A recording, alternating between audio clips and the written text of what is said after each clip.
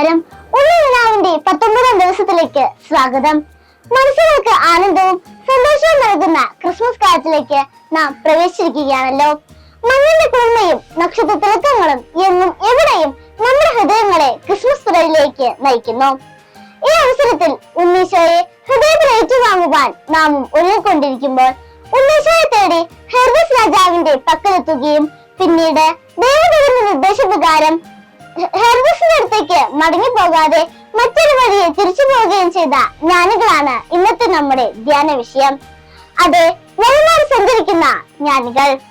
പിന്നീട് സ്ഥലത്തിന് കാതോർക്കാതെ ദൈവസ്വരൂപമായിട്ട് മുന്നേറുന്ന 3 വ്യക്തിത്വങ്ങൾ.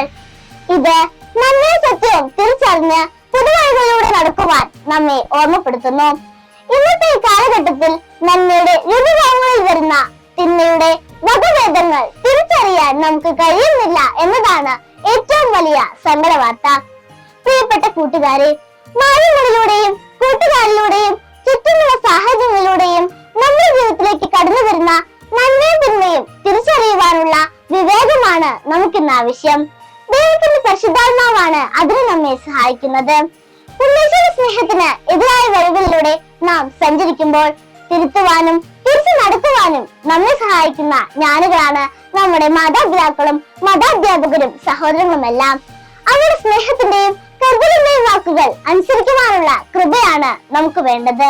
കൂട്ടുകാരെ, ഈ ക്രിസ്മസ് നാളുകളിലൂടെ നാം കടന്നു പോകുമ്പോൾ പരിശുദ്ധ കുർബാനയും കൊച്ചു കൊച്ചു പരിത്യാഗങ്ങളും സുഗതജപങ്ങളും നമ്മുടെ ജീവിതത്തിൽ ചേർത്ത് വെച്ചുകൊണ്ട് സ്നേഹത്തിന്റെ വിശുദ്ധിയുടെ ഒരു പുത്തൻ വഴി നമുക്ക് തുറക്കാം.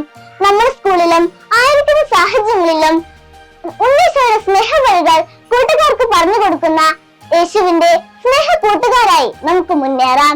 അതിന് പരിശുദ്ധ അമ്മയും വിശുദ്ധ യോസേപ്പ് പിതാവും നമ്മുടെ കാവൽ മാലാഖമാരും നമുക്ക് കൂട്ടുകാരായി മാറണം.